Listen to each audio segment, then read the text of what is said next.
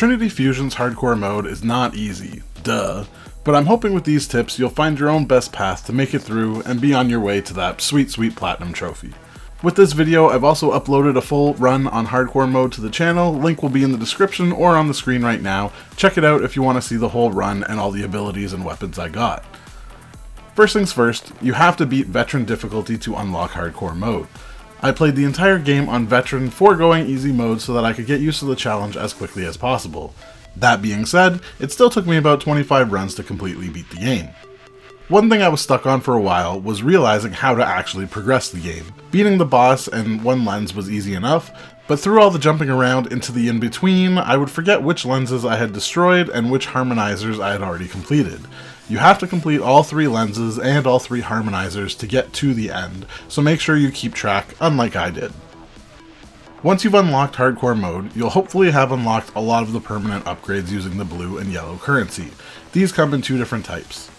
In terms of psychic augments, the most important ones to me were Final Stand, which gives you 25% damage resistance when below 25% HP, Extra Health Plus, where you start the game with 20 extra health, Crit Chance Plus Plus Plus, 16% base critical hit chance, Regain Plus, where you strike an enemy to regain some of your health after getting hit, Resurrection, which allows you to die once per run and come back, and Investor Plus, where you gain extra money. For the combat upgrades, I found the best ones were the Weapon Upgrade Station, the Boss Shop, extra weapon perks at level 8 and 9, extra damage on staggered enemies, and if you want, the Ground Smash, which I used every once in a while. While you can obviously change any of these are what I felt was most helpful to me. The Investor Plus I originally was skipping, but money is really a valuable part of each run. Not only do you need money for purchasing upgrades, boosting your weapons or skills, but some of the amplifiers rely on how many coins you're holding, and these are some of the most powerful in the game if you have a lot of cash. So I would definitely make sure to take this. In terms of characters, I prefer to pick Altera to start in the outskirts and scour that stage to find the portal to fuse with Naira as fast as you can. Altera seems to be the most balanced to me. She's got great melee weapons with pretty decent power abilities that can both do damage and hit ranged. But Naira's guns, like the Repeater and the Tri-Beam, are amazing when you want to take out flying enemies or keep some distance. In terms of upgrades, I mainly tried to focus on getting any kind of crit increases as well as damage buffs and defense buffs.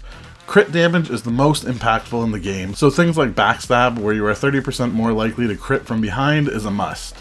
Also, like I mentioned before, any ability that gives you a boost based on the amount of coins you have is amazing. These can give you huge increases and they scale up as you get more coins. I want to pause really quickly here just to point something out. Before the last patch, I would have heavily recommended picking up the critical healing amplifier, but they nerfed it pretty hard. It now has a cooldown of 20 seconds, which limits how much it heals you a lot.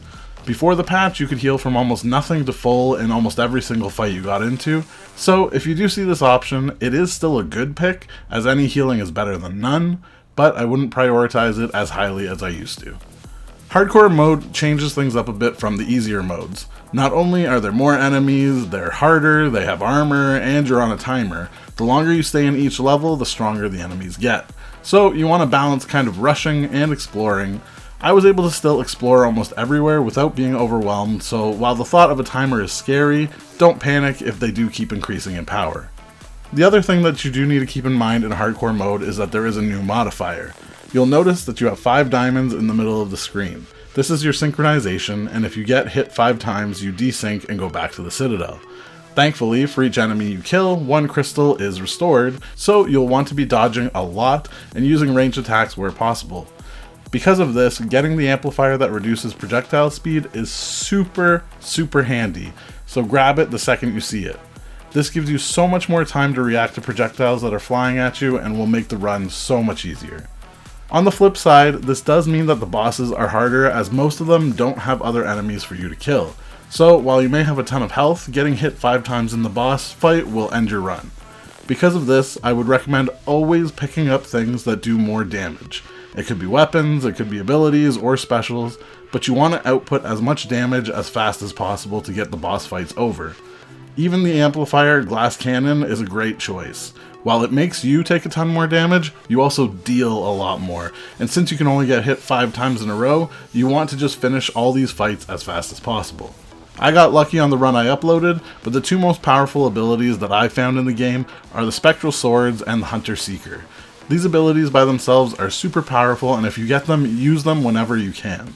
There are also amplifiers you can find that augment these, and it is really worth your time. There's an amplifier that fires out a wave of damage when an ability refreshes. There's one that also has a chance to immediately let you use an ability again when casting, as well as an amplifier that increases your base damage anytime an ability is on cooldown. These paired with all the crit damage up boosts that you have will make you godly, and if you activate both abilities, it can wipe out a lot of the tough enemies right away, including the elites. Be on the lookout for those abilities. In terms of weapons, when you find ones you like, don't be afraid to hold on to them for a bit if you're not struggling. Pay attention to the abilities loaded onto them as well. Perks like 30% extra damage to bosses and elites, or stack more damage as long as you don't take damage, can really make a difference. If you've unlocked the upgrade station, you can always bring the weapon up to your level right before a boss, so keep any items that really work for you. You'll also want to make sure that you actually still take your time. While you can rush to the bosses fairly quickly, I found it best to draw out your time exploring the different levels before the bosses so you can up your damage, get more amplifiers, and get better weapons.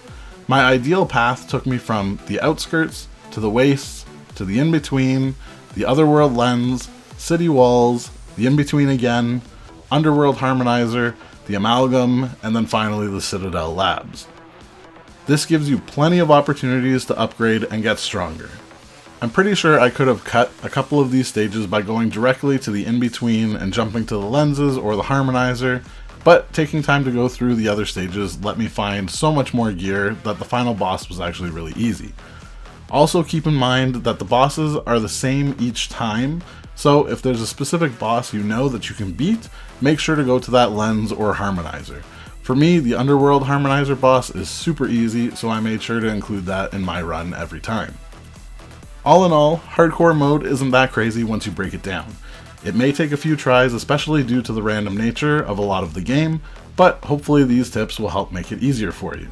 Let me know how many tries it took you in the comments down below, and if you managed to get the platinum. And as always, happy gaming.